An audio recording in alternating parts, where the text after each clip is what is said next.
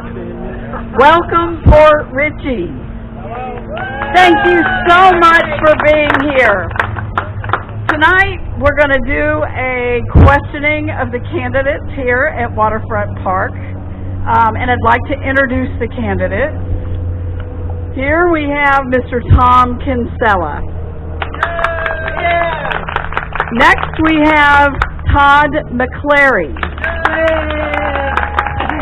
And then we have Joe Parisi, all running for City Council of Port Richey. Thank you so much, gentlemen, for being here. I'd like to start out first by making some announcements. There are a couple of Facebook groups that you might want to join where you can find all kinds of information about the city council, the budget, the charter, all kinds of events that are going on in and around the city. And one of those Facebook groups is called Port Richey Residents Alliance. So if you just type that into your Facebook string, it'll come up, and please join. Another is the City of Port Richey Town Hall, another great place to get information. Another is the Pasco Press. And in these Facebook groups, you'll find things like our Meet Your Neighbor events. The next Meet Your Neighbor event in Port Richey will be on 9/18 at the Pirate Bar. We'd love for everyone to attend. It starts at 5:30, ends at 7, and it's at 5430 Treadway Drive. Everybody know where the Pirate Bar is? Yeah, okay. Our next City Council meeting is on 8/13 at 7:30, and the one after that for August is on the 27th, also at 7:30. We'd like to thank Alex's Place for hosting our last Meet Your Neighbor event. You guys missed. Did anybody not go? Oh, please come. You will love it. You will love it. It's so much fun. So much fun. So we want to thank Alex's Place for the most recent Meet Your Neighbor event, and it was a wonderful time by all. Everybody had a great time.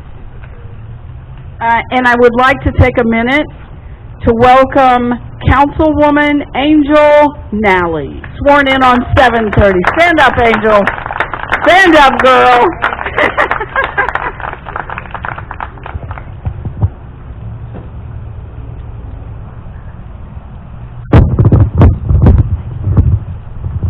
Okay, so we're going to start out by giving each one of the candidates a question, the same question. That's how we're going to start out. And then we're going to move to some questions that we have sequestered from members of the community. And each candidate will pick their own question from a bucket. Okay? But there are two standard questions we'd like each candidate to answer. And the first question will go to Tom Kinsella. Okay, and this question is, Tom, please tell us a brief background history of yourself. This question applies to every candidate. Thank you all very much and welcome. I appreciate you all being out here. A little bit about myself. I'm, of course, a resident here of Port Richey. I've only been living here 20 months, but I'm not new to the area. I lived and worked in West Pasco for the past over 40 years. Retired law enforcement, started my career where I grew up down with St. Pete Police Department. 1977, I came up here with the Pasco County Sheriff's Office. And for the next 21 years, I served here working out of the Newport Richey district. And so my career here with the Sheriff's Office was primarily in major crimes, property crimes, and community service crime prevention. Got to the rank of sergeant, and I retired in 1998. I had an excellent opportunity to go work for the International Police Task Force, which is with the United Nations. I went on 2 missions. First one was in Bosnia, Croatia. There I was in charge of a unit called the Selection Unit. And what we did is through United Nations, we monitored the hiring, recruitment of minority police officers. We made sure all the local cities and the state law enforcement agencies complied with the Dayton Agreement, which is the hiring of minority police officers. From there I went to East Timor. East Timor is an island in the Indonesian chain. There, working with the Australian Federal Police, we did the security and monitoring of the election where the residents of that country voted for independence. So we made history there. When I returned back to the States, I started working with Moffitt Cancer Center, where I've been there for the past 18 years. I'm the manager of security safety and still working there. So my roots are right here in this community, like I said, over 40 years. My family, and there's my noise. Thank you.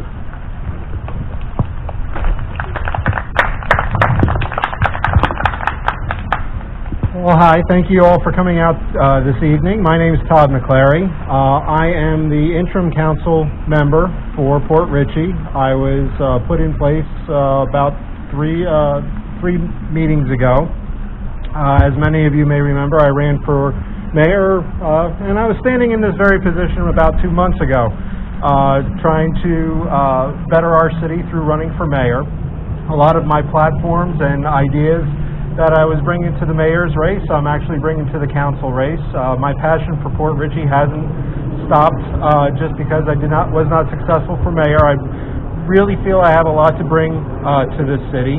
A little bit more about myself. I've been a business executive for the past 22 years in commercial construction and commercial developments, as well as residential developments. I've done projects all over the United States. In that time, I've learned a lot about what makes a successful community work and what brings development and growth to those communities. And I want to bring those ideas to Port Richey. I'm an architectural engineer by education. I have my MBA. And my roots, although I've only lived down here for the past 24 months or so, my roots actually go much deeper. I've been coming down to this area for the past 35 years. My grandmother lived in Spring Hill. My parents currently live in Brooksville. And I've seen this entire area grow over the past 35 years or so. My wife also has had family in this area for the past 20 years. So we have a lot of roots to this area. We've seen it grow, and we also know what this area can become. And that's why I'm running for council. I want to bring all those ideas to Port Richey and help us grow as a community. We have a very lot of potential and a very tight-knit community, and I want to be a part of that, and I want to help you grow to be what we can be. So thank you very much.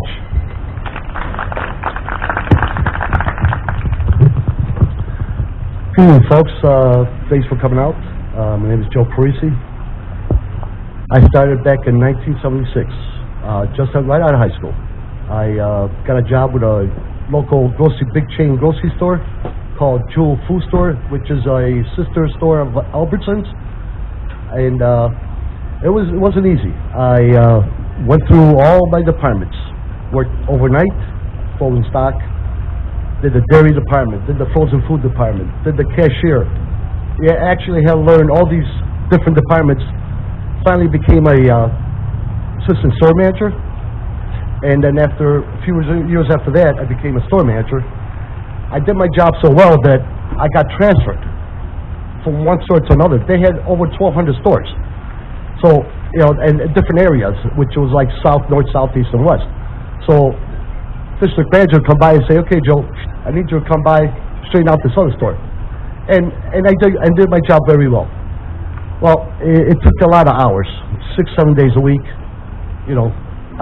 So I changed my career. After 25 years working with the grocery department, grocery store, I changed my career to law enforcement. And that wasn't easy. Did the street beat. I did the bike patrol. I loved the bike patrol during the day, summertime. Got to wear my shorts and stuff. After, I don't know, about 7-8 years, I became a sergeant. And I protected all my people. I had a group of about 35, 40 officers under me, and I got a lot of respect from them. And so the upper class, they liked what I was doing, and they promoted me to a lieutenant, which, the higher you go, the more headaches. So, and you have to really keep an eye on more people. But I did that for 20 years, and I'm retired now. Thank you for coming out.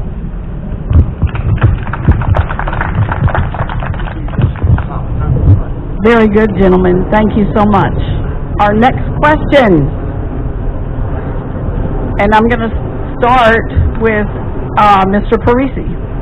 Our next question is, why are you running for council?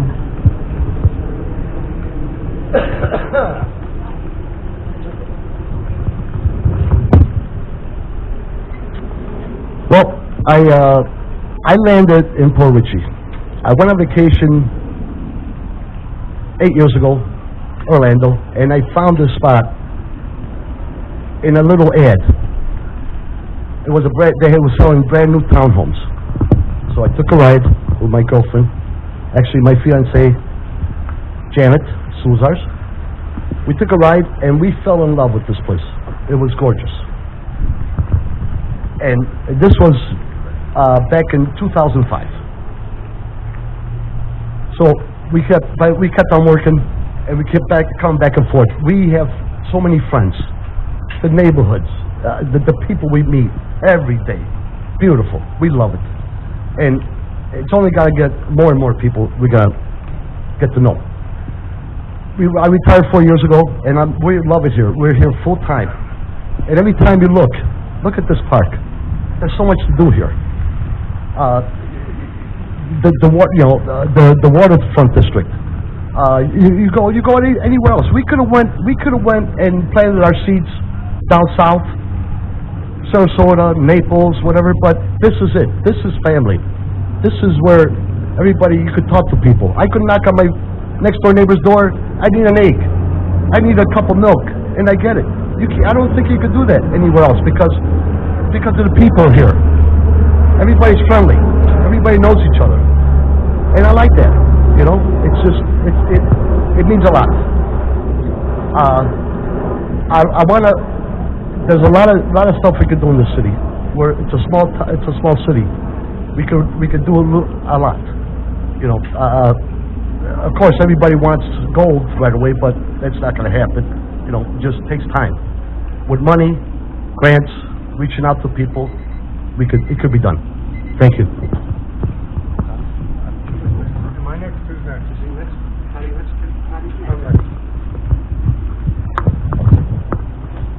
Well, when we were moving down here 24 months ago, we picked Port Richey for the strategic value it has. It's close to Tampa. It was close to my parents at the time. It was beautiful. We came through here. I knew of the area just from growing up around here. I knew of the area.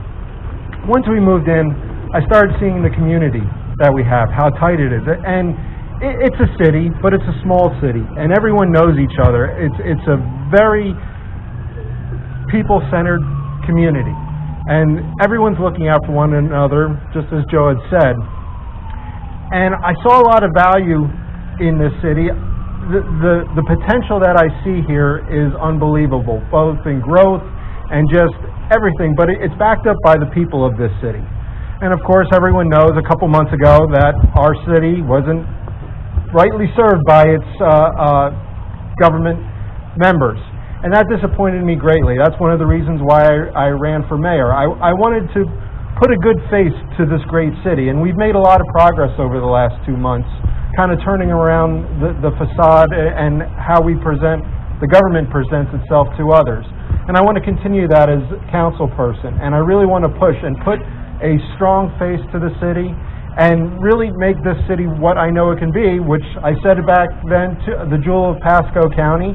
And I firmly believe that Port Richey can be the jewel of Pasco County, and I want to be a part of that as part of the city government, and I also want to be a good representative of the residents to the city government and really bridge that gap that has been missing for several years. and I want to bring the city government back to the residents. So that's why I'm running.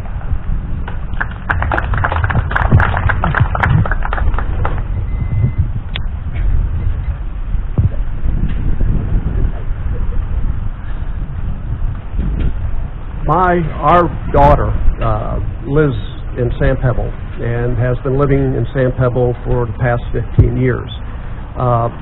Wife and I, we raise our 4 kids in the Newport Richey Trinity area. After 20 years, we decided that we need to downsize. The kids have grown, but we've been very familiar with Port Richey only because our daughter has lived here for 15 years. And where she's living, she has her dock, and our boat is kept there. So I've spent a lot of time here, and just a couple years ago, she called up and says, "Dad, neighbors selling their units. It's a great place for you." And I think it was her polite way of saying, "Find your own place, go live." So we went ahead and we made the investment. We downsized. We retired to Port Richey. As soon as we moved here, the first thing I wanted to do was to learn more about the city. I had the opportunity to join the CAC Community Citizens Advisory Committee. I apologize. And I got involved with that, and I started meeting new people, the citizens. We started volunteering within the city, and I realized what a beautiful city this is. And the more I got involved, the more I realized, yes, we made the right decision. This is the place for us to be. My investment here, this is my home. I'm not going anywhere. And I see that there's opportunities here, and I want to be a part of it. I want to be a part of bringing the dignity back to the city, and whatever I can to make the city proud again. That's what I'm here for. So I'm here for the long haul, regardless if the city council, if not, I'm staying right with CAC. I really enjoyed what I've been doing here, and I enjoy this community. Thank you.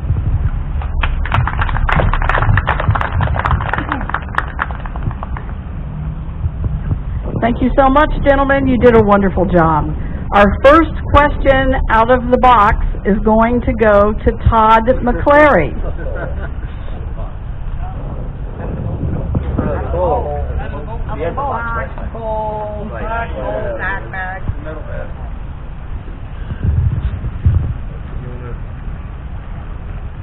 Read that, or do I read that, or how does this all work? In your opinion, the number one priority for Port Richey right now is?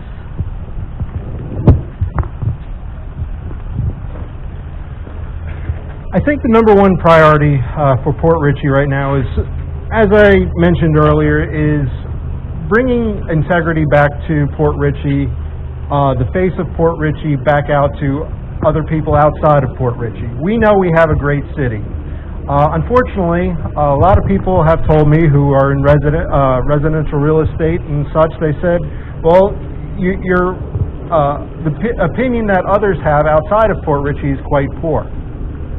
And we have to address that. We are making great strides to addressing that, but being in the national news for what we have been in for has not been a good thing for our persona. And we have to bring that integrity back to Port Richey. The positive values that all of our citizens share has to be shown to others outside of Port Richey, and that will bring growth back and all the other good things to come for the city. But that is the number one thing we have to bring to it. How do we do that? Well, we have to elect people who are growth-oriented, who have high integrity, and who have no records, and people who are really working for our residents. So a lot of it is up to the citizens. You have to elect the people that are looking out for those who are looking out for their interests and for their city. And another way to do that is to bring a lot of events to Port Richey and sponsor events through the council, through the Citizens Advisory Committee, so we can get positive media coverage to the city and give something else for the media to feast on. Like we did in the July 4th celebration.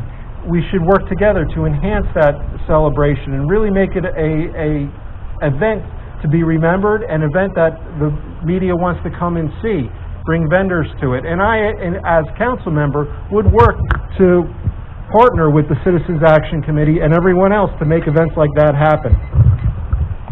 I don't want to get the cowbell now.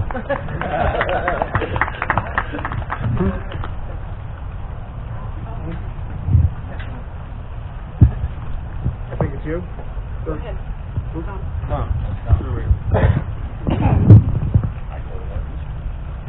I believe what we need to do is bring pride, integrity, and stability back to the city, and that's what I feel is more important.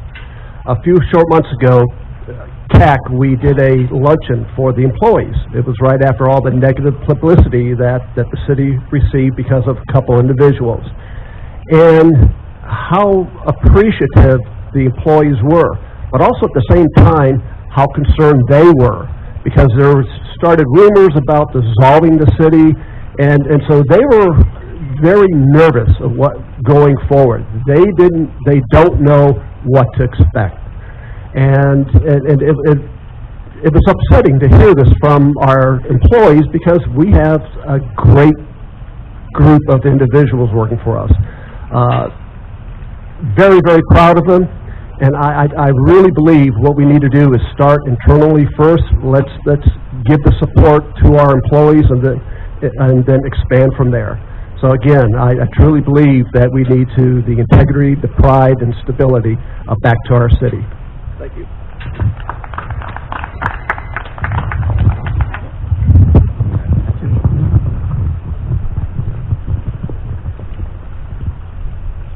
I know we all want what's best for our city, and some things might happen real quickly. Some things may take some time, but we need to work with what we got.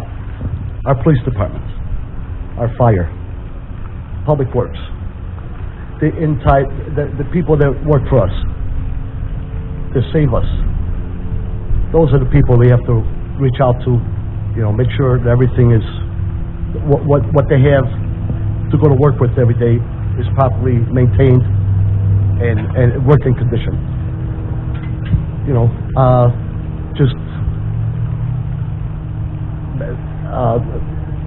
I'm sorry, kind of got a little emotional over here. Anyway, we're all gotta stand together. We also need to reach out to our families, people in need. Sometimes holidays are coming in a few more months. Some people cannot afford a turkey, or some. I was involved big time in Toys for Tots with the police department. Get something like that started for the kids. Have some boxes, Toys for Tots boxes at the police station. Maybe reach out to Walmart, something like that. Gather some toys for the kids. It's all about them at that time of the year. We need to reach out to the people that make our lives safer in the city. Thank you.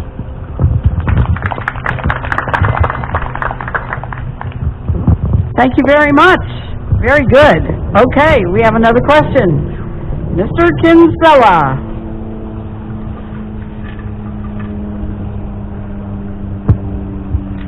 And the question is, what are your thoughts about financing of dredging?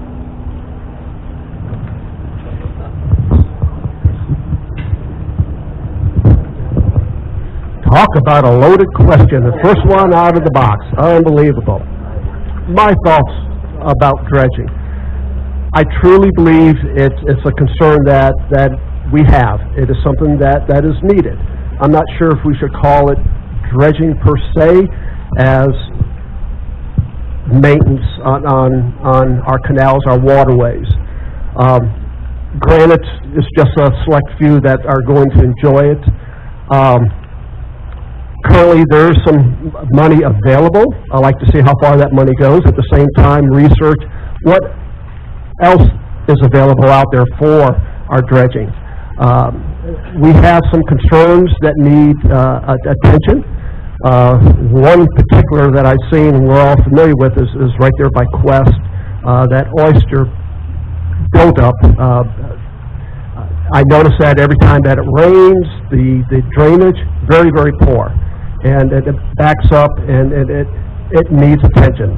Honestly, that's something that should be taken care of fairly soon to assist with the flooding in that area or the backup of that area.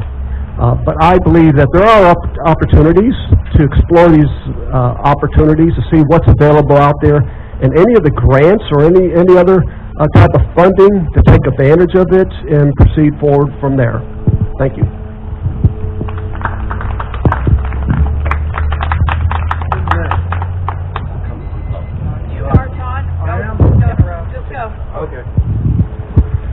The famous dredging. Good. Well, what I've done so far, and again, I'm a temporary council member, running for one of the two positions, is I've already put together a proposal in council, which they have elected to postpone until we have a fully elected council, and I understand that. But my idea was to put together a committee. This committee would be responsible for developing several things. One is clearly identify what we would like done for dredging, what canals, the schedule of the canals that we would like done, and this committee is intended to go out and get residents' input, because right now we have several residents who are very adamant about dredging, some who are not. And this committee would be responsible for getting the pulse of the entire city. What is fair for all residents' way to support dredging? Again, this committee would also go out and be responsible for identifying grants, any grants that are available. There is more than just the Restore Act funds that are available for dredging. I know of several areas, and I could be helpful to that, but I want the committee to go out and identify all of them. This committee would also be responsible for putting a timeline together of when we feel the money would be available, because in case you haven't known, we do have approved one canal to be dredged already. That canal costs almost $700,000 to dredge. That is in excess of any estimates that we've previously received for dredging all of the canals. Previously, it was $5.7 million. My estimates right now, based off of our latest bid, is $7.9 million to dredge all the canals. A city this size really can't take a financial burden like that in and of itself. So we have to identify, and that committee would be responsible for identifying all sources of funding and how we get the permits put together. Then we would move forward. I got the cowbell. Accordingly. You're the first one. I'm passionate about dredging. Yeah. Dredging, that's a tough one. That's all what you hear, dredging. Anyway, a lot of these waters, a lot of these canals just need a little maintenance. Because I go out boating with my friends a lot, and they're like, oh, watch that rock. There could be a rock over there, or something like that. Okay, so you swerve to the left, swerve to the right. So I'm saying to myself, if we just do a little maintenance on these canals, and, per se, and it will cost a little less than another canal. Save a little money from here and spend it somewhere else. And then you got Mother Nature. Mother Nature does all the work. You could dredge all you want. We get a storm over here, we're right back where we started from.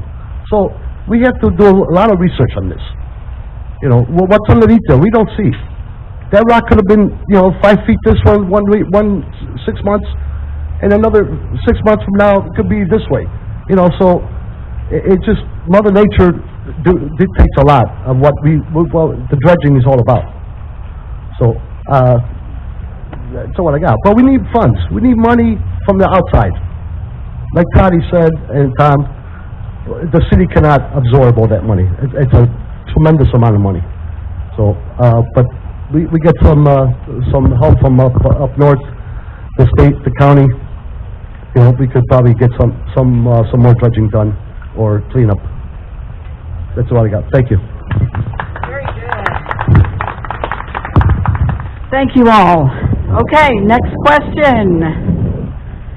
You should actually pick this one.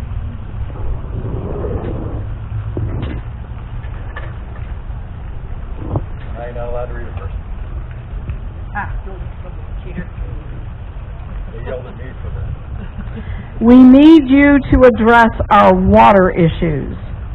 Drainage from the rain, water pipes, and quality of water. How will you do that? You guys are tough today. How would I do this? Well, unfortunately, I'm one of the lucky ones. I live in a pretty well-new subdivision, so our pipes are pretty new. But you hear from other people that they get flooding, backups in sewers and stuff like that, and I see it because, and we're surrounded by water. Every time it rains, we got a little high tide, boom, all the streets are flooded. This water's gonna go somewhere. It's gonna go right back in the sewer, and right back to where it came from. Also, people gotta understand, we got big trees in front of your house. Those trees have roots, and they do some damage too. You know, so it's a combination of a lot of stuff. I used to work with the Public Works Department for a couple of years, which I did not have time to explain myself. But we did. We would go down. We were water department and check out on the house. And 99% of the time, the tree was planted close to the house. 30 years later, here comes the root. You know, from the sewer or whatever. So there's a lot of these subdivisions are old, you know, and just stuff starts to happen, starts to break down. The city needs to come out and help out, but it takes money, guys. You know, nothing. We need to reach out and get some more grants for the city to help the people that need the help and the flooding. Yeah, can we get new pipes in? That's a lot of money. Maybe some streets are worse than others. Add some more sewers, drainage ditches, so that the water has somewhere to go. That could happen. But then we gotta buy some land to have that space where the water's gonna go. So, anyway, thank you.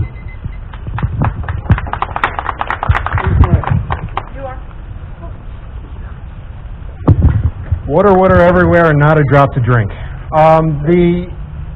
There's a couple problems and a couple issues identified in that question. It was actually a good question. One, we have drainage issues, and two, we have concerns regarding the infrastructure of our piping system, our domestic water piping system.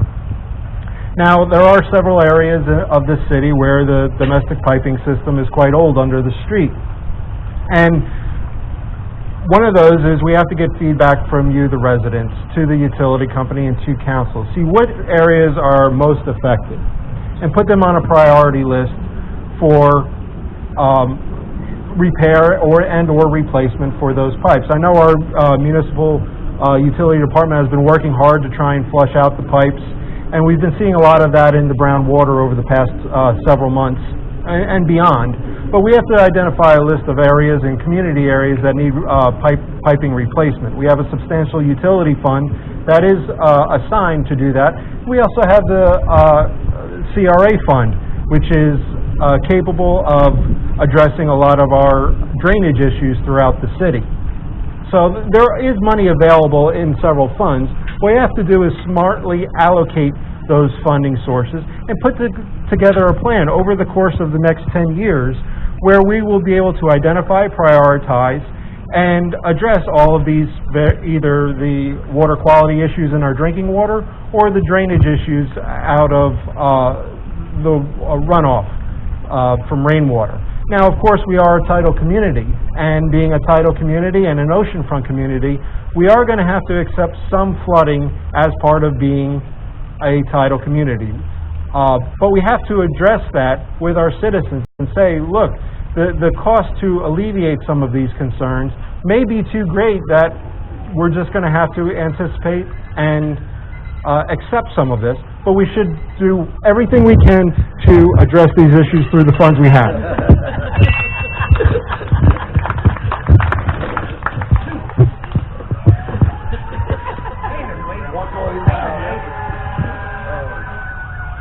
There go our boys.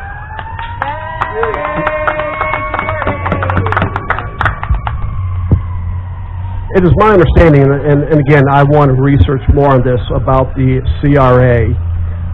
The last resolution was in 2009, and money was dictated for the infrastructure, for our sewer lines, for our water, for the drainage, sidewalks, roads. So there is money, according to this resolution, that has been dictated, and I'd like to learn more where that is, so forth. A couple of the city council meetings ago, our city manager brought water.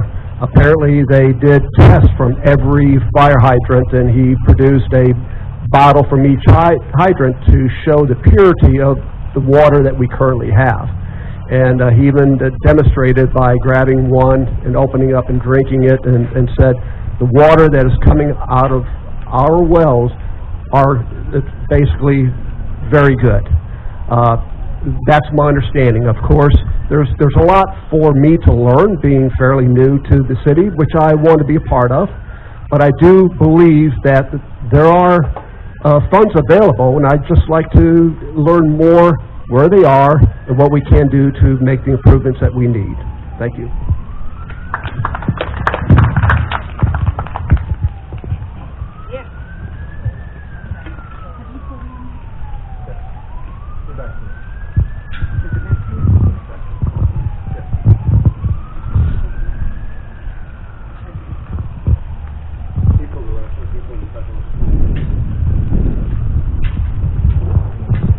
Thank you.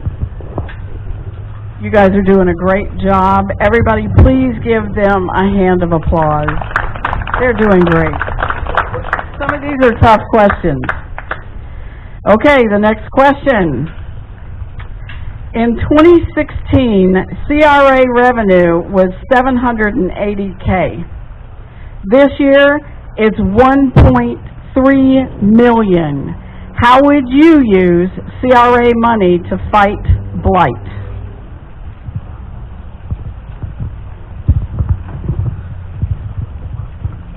Well, as was mentioned before, the CRA is capable of being used for a lot of items. Drainage, water quality issues, and several others. There's a grand list, but it's quite open in what we could do with that.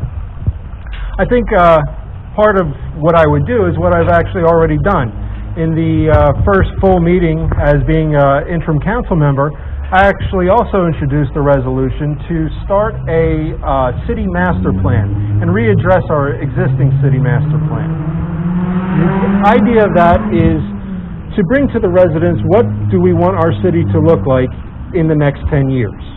Now, the funding of that master plan, or the ideas coming from that master plan, would be partially paid for by the CRA fund, because that gives us the direction on where we want to see our city to go. Now, part of the planning is also say, where do the funds go to make these improvements? And one of those sources would be the CRA fund. Now, reducing blight is a very open term, but more importantly, and luckily, the CRA happens to identify, or the state identifies, our entire city as a blighted city. So we have the benefit of using the CRA funds for any portion of our city. That includes our Waterfront overlay district, our south side, our west side. Every area of the city can be affected by the CRA funds, and that's where the city master plan comes into effect. It identifies what we should do and what our residents want to see our city become, and then we can use those funds to address those needs and help our city grow.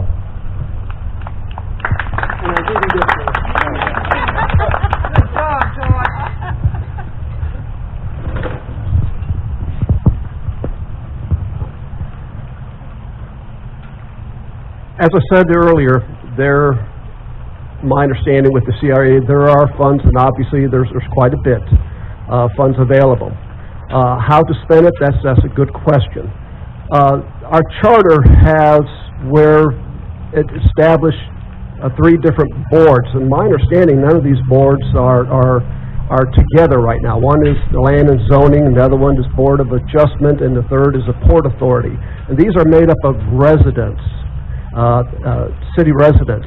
And currently, none of these boards, to my knowledge, exist. We need our citizens' involvement. We need to understand what the situations are out here, what they want, and by establishing these boards again and getting the input from the citizens would help. This way it will give the council better direction on how to proceed and what are the issues that concerns all the residents. Again, I truly believe establishing these boards again, get the citizens' involvement, and then take a look where our needs are, and then apply the CRA funds to those needs. Thank you.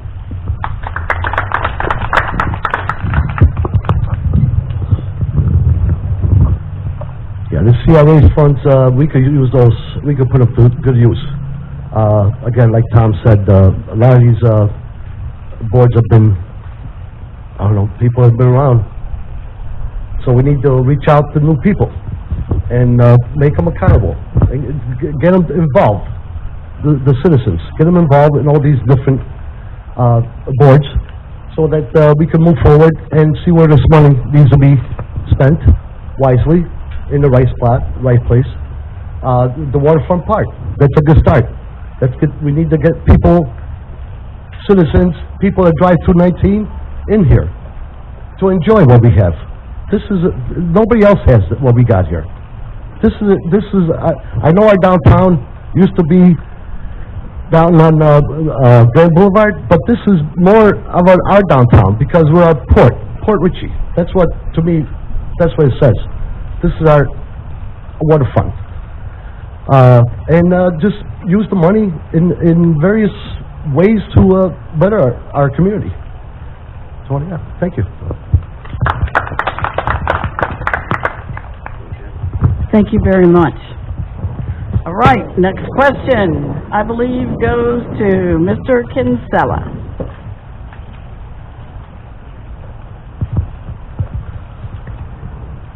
And the question is, name ways you believe we could cut city expenditures.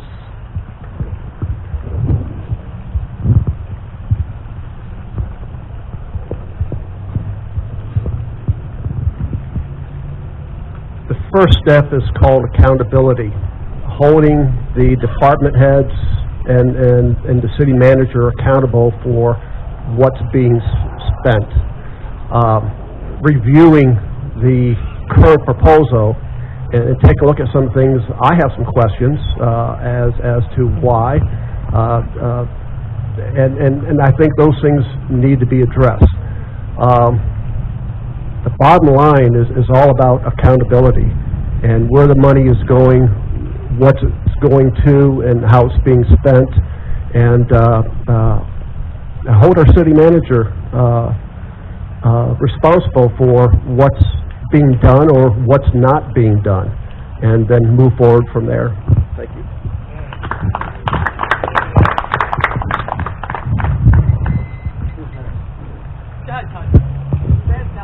I'm going to stop asking that question. Well, we're in the middle of the budget season right now, and the city manager has proposed a budget. We are currently looking at a slight rollback of our overall millage rate, and I think that's a good first step. What we have to do overall is, like Tom said, keep the various department heads accountable. I prefer a zero-sum balance year to year. So instead of taking last year's budget and saying, well, we spent $90,000 on XYZ and it's a new year, you know, and there's 2% inflation, we should get $92,000. I really prefer to have the budget and the department heads go back and say, how much do you really need year to year to complete your work? Because we will actually probably identify a lot of projects that the departments or expenses that the departments see really don't carry over year to year. For instance, the legal department, they incurred a lot of expenses in 2018, 2019 that they're not necessarily going to incur in 2019, 2020. That's something you look at and identify and question, is the total sum a viable carry-through from year to year? In a zero-sum budget option, the legal department would actually have to go through and identify, well, I have my expenses, salary expenses, which are justifiable, but I don't have any of the projects that I'm carrying through or expenses that I'm carrying through the last year. And that allows the department heads to themselves identify year-to-year carryover and year-to-year expenses and potential savings. So that's one step. It's a little too late to do it in this budget year, but I plan to try and implement it in the upcoming budget season for 2020-2021. And a lot of it is also the projects that the city undertakes. We have to internally analyze each of those projects to make sure we're getting the best bang for our buck. Thank you. You're lucky I moved. The bell's down. I know you were trying to reach over, I saw it. Anyway, the budget changes from year to year, month to month. Every time something breaks, boom, you guys start spending some money. Sometimes you take it from one budget, from one department, and take it over to another department. So every year, you go, you see what the numbers are, and you adjust from there. Sometimes you might need more, and sometimes you might need less. You know, it varies from year to year, from month to month, like I said. And but the city manager needs to be accountable, and he should have more meetings with his department heads. That's where it starts. You know, how can we save? Even if you're buying paper for a copy machine, you know, if you got a stack like this that you bought 6 months ago, you don't need it. I don't think you need any more for a while. You know, but every penny counts. You take it from here. You know, every department, I'm sure they have the budget, and just start slashing it down any way you can. You know, it's pretty simple, but it starts from the top. Simple as that. Thank you. I'm sorry.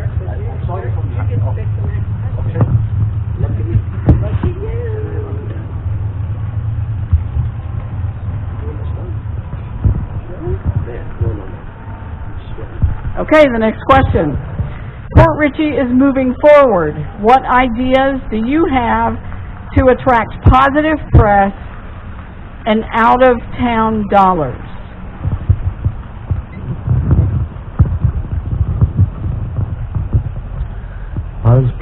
We need to get this waterfront established.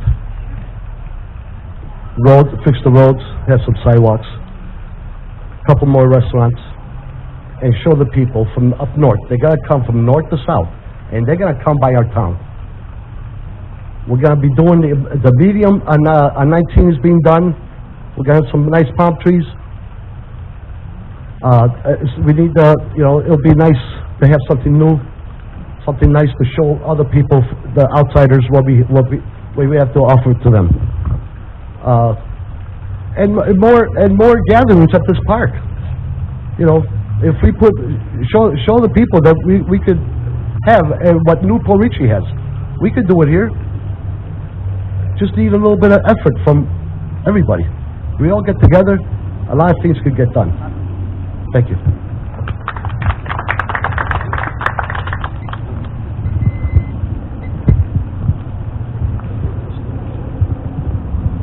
Two parts on this particular question. One is the positive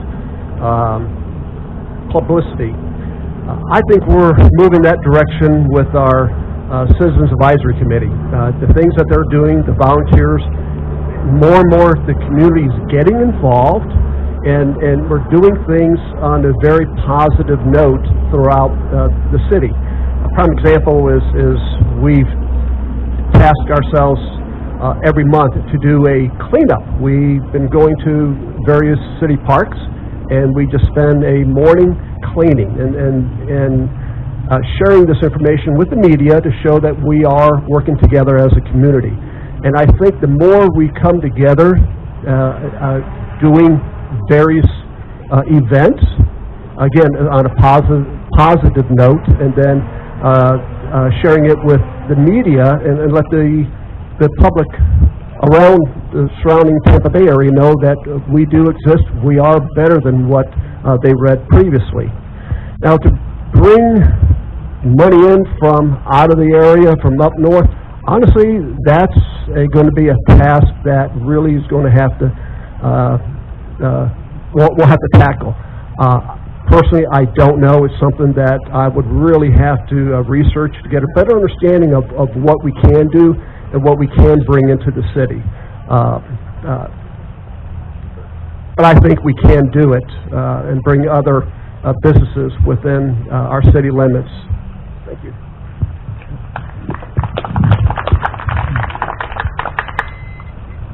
Again, I agree. I believe there's two parts to that question. One is how do you bring outside interest into Port Richey? Everyone here has kind of keyed on the same item. I think I believe firmly that we should have events.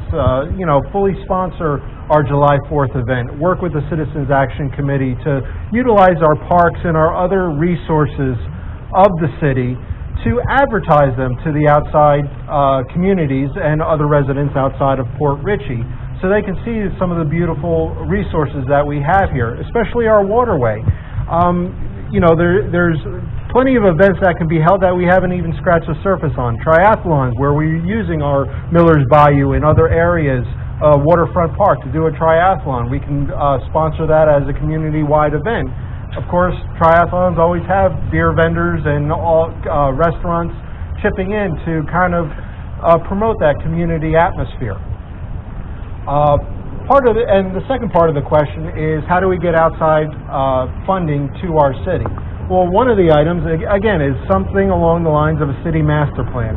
Developers and everyone realizes that a city that has a master plan knows what they want to do with their areas and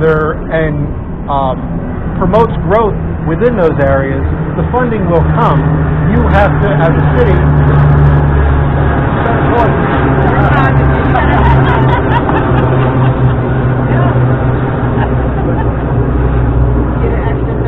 there we go. Developers and outside entities, once they see a city has a master plan and a direction that it wants to go, they will try to fulfill that need as well. Part of the master plan is also infrastructure growth for our city, sidewalks, lights for our waterfront overlay districts, promoting growth, infrastructure upgrades such as new streets going through, maybe perhaps by the Walmart. That will entice outside developers to come in, because once they see that infrastructure there through funding such as the CRA, they will start pouring dollars in here as well, because they see a community that is trying to build itself up. Thank you. There we go. Very good. Thank you, gentlemen. The next question goes to... Tom. Is it Tom? There you go, Tom.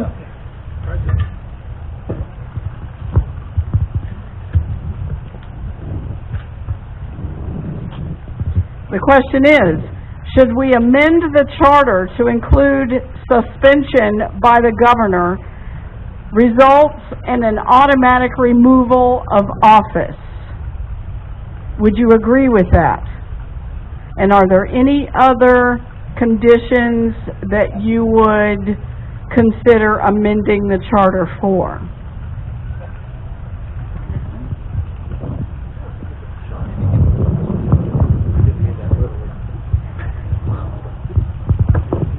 Boy, another loaded question. Honestly, I think there's a lot of research that needs to be done. That's something that a lot of legal issues, and that's something that we would have to, the city council would have to study and get a better understanding as to what can be done before those changes are made. At the same time, we need some input from our citizens. What would they like to hear, see? That particular question, what direction to go, I believe we need a lot of legal guidance on that, and then move forward from that point. Thank you.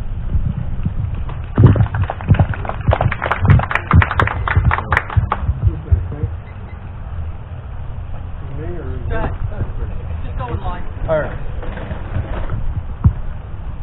I am always very hesitant to amend a city charter, because the city charter is just that. It is essentially your constitution for the city. So we should address amending the charter very carefully. Now, unfortunately, over the past several months or year, we've had a bit of a unique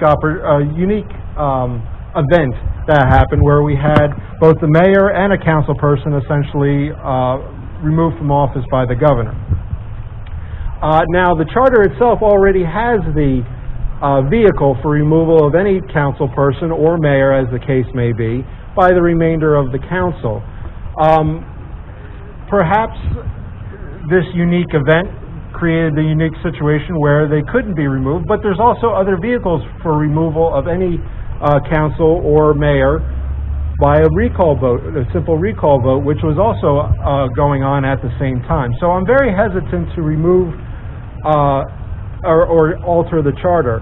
I have no objection to adding to the charter forcible removal from office by the governor as a vehicle for the council to remove the other council member, but the charter is essentially in place saying council can remove a council member for any reason with a proper vote and hearing. So that vehicle is already there. I'm hesitant to amend the charter for outlying events, and we need to be very careful with that.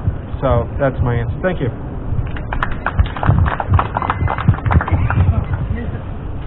Well, the events we had, hopefully it would never happen again. It was something just out of this world that happened to our city, and but it's a lot of legal stuff. Just needs to be more research, and look at it in a lot of different ways.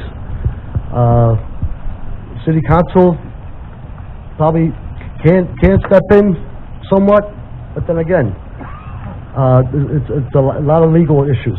So let's just sometimes, hopefully, it will never happen again, and leave it at that. Thank you.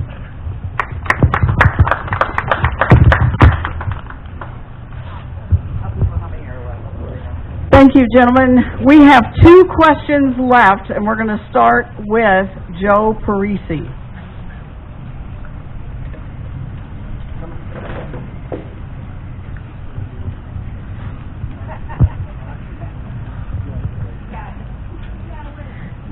Tell us about your thoughts on updating and improving the Waterfront district.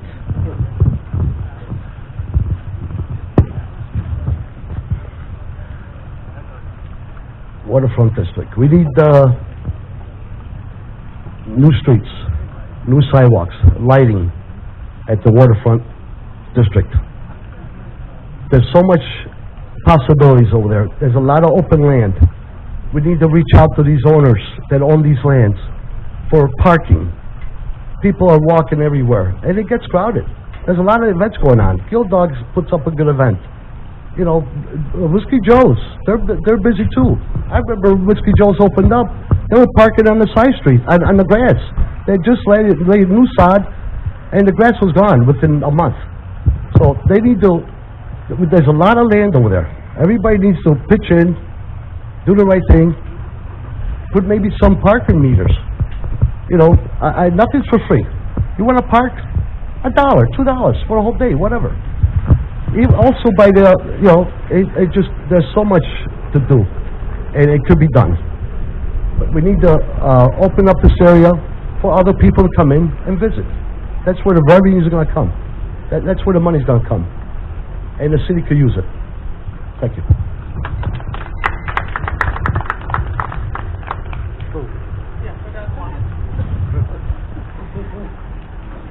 Well, the Waterfront Overlay District already has a plan in place. It is identified of improvements that we want to make to that area. Probably the biggest part, it includes new street lights and several ideas for some of the vacant parcels.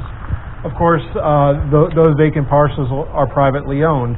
I think we as a city, the number one thing we can do is make the improvements that are detailed on the plan. Now, the source, of course, how do we fund that?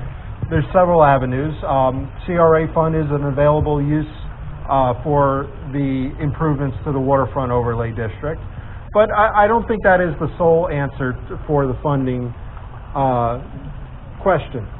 I think it is a good source to start the improvements in that area. and start to entice developers to come in and start developing some of those vacant parcels, or the landowners of those vacant parcels to start developing them. And then that gives the city the opportunity to ask the developer to assist in funding some of those improvements. So it becomes a joint effort of business owners coming into the area, trying to develop to make their dollar, and they're also improving their city. The plan is very clear as to what they want to do, and actually there's some ideas for the other side of 19 along the river as well as part of the Phase 2 of the Waterfront Overlay District. So we have the plan there. It's how do we best implement that plan, and how do we best fund that plan? And of course, we also want to make sure we get our residents' input into those development ideas as well. The county government is very interested in doing a connecting path between Port Richey and New Port Richey, either under the Bridge of 19 or over the Bridge of 19, and they've had some wonderful ideas. So we also have to work with New Port Richey and Pasco County as to how we can best develop this, because the Pasco County is actively looking to develop all of this waterfront area, and that is a good source of funding.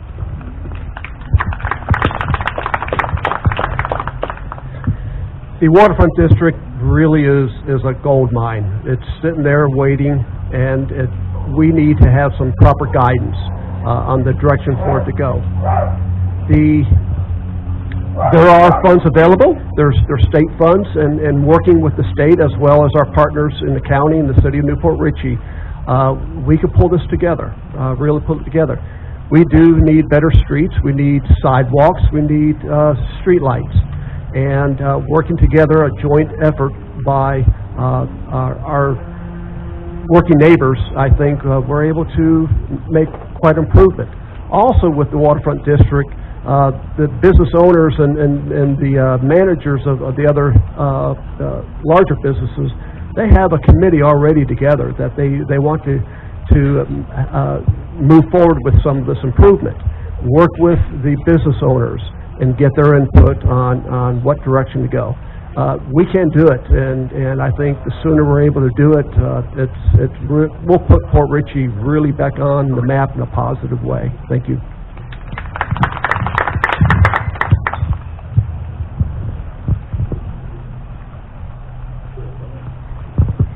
All right, thank you, gentlemen. We're going to do a 1-minute recap. Each candidate will have the opportunity to say whatever they want to say to you, okay?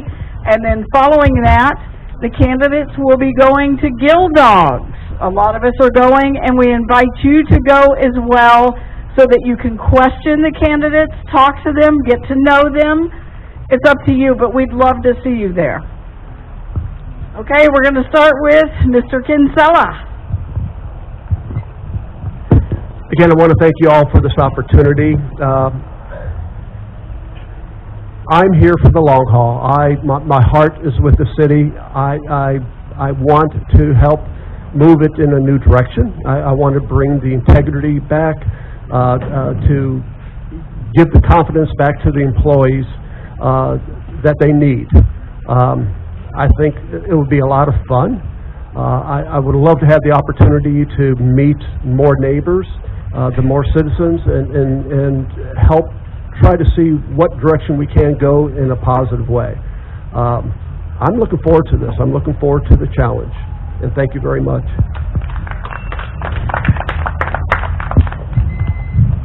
Well, I'd like to thank everyone for coming out tonight, and I'd like to thank everyone for putting this event together. I think it's very beneficial for all of our voters. About me, again, I am a successful business executive. I've been around the country seeing what makes communities work, and I want to bring those ideas to Port Richey. I want to be accessible to our residents. I want to be the voice of our residents to council and bring all those ideas together and bring the trust back in our city government that it is looking out for their best interests. That's why I'm running. I am in this for our residents of Port Richey.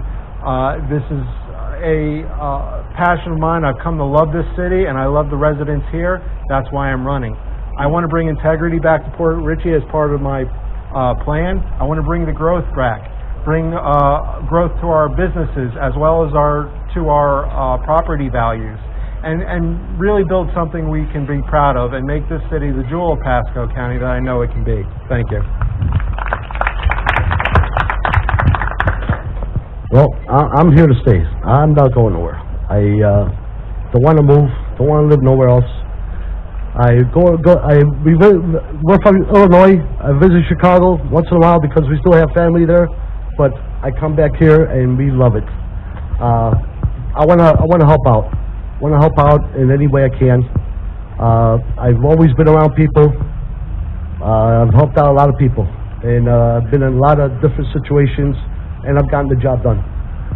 Some it's been easy, some has been hard, but I like a challenge, and I'm gonna give what I got to get it done. So thank you for coming out, and have a good night.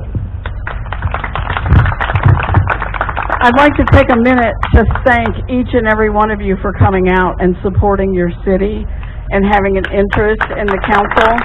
Please tell your neighbors, please tell everyone you know that we have these when there is an election, and pat yourself on the back. Thank you so much.